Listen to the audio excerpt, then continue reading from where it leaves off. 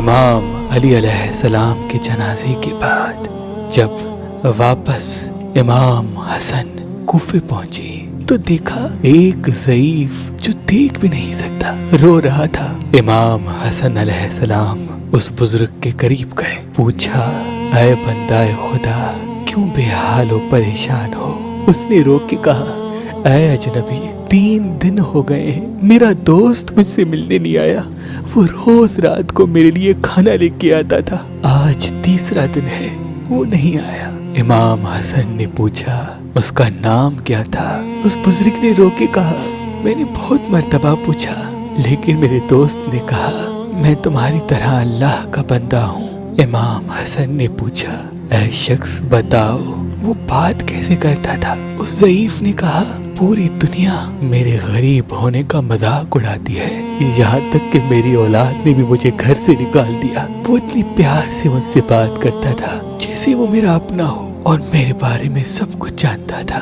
امام حسن رونے لگے اور رو کے فرمایا اے شخص بتاؤ اس کے کپڑے کیسے تھے؟ اس ضعیف نے کہا میں دیکھ تو نہیں سکتا لیکن ایک مرتبہ میں نے اپنے دوست کے کپڑوں پہ ہاتھ لگایا تو وہ میرے کپڑوں سے بھی زیادہ پرانے اور جگہ جگہ سے سیے ہوئے تھے۔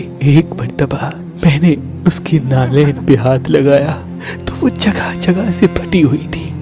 بس یہ کہنا تھا۔ امام حسن رونے لگے اور اس ضعیف کو اپنے سینے سے لگا کے فرمایا اے شخص وہ میرے بابا اور وقت کے خلیفہ علی ابن ابی طالب تھے جس کو 3 دن پہلے مسجد کوفہ میں ضربت لگی اور آج میں ان کا جنازہ تدفین کر کے یہاں پہنچا ہوں۔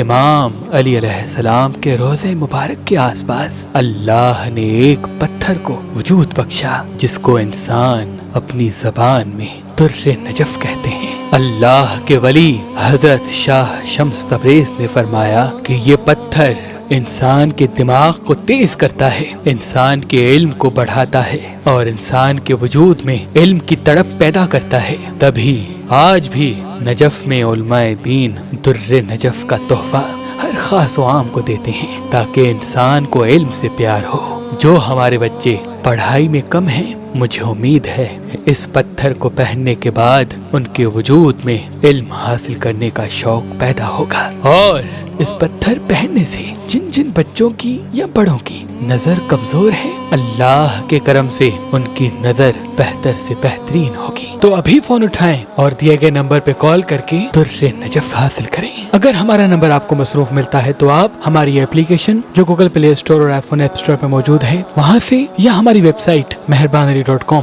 وہاں سے بھی حاصل کر سکتے ہیں۔ اللہ تمام مومنین کو سلامت رکھے، اللہ تمام مومنین کو سلامت رکھے۔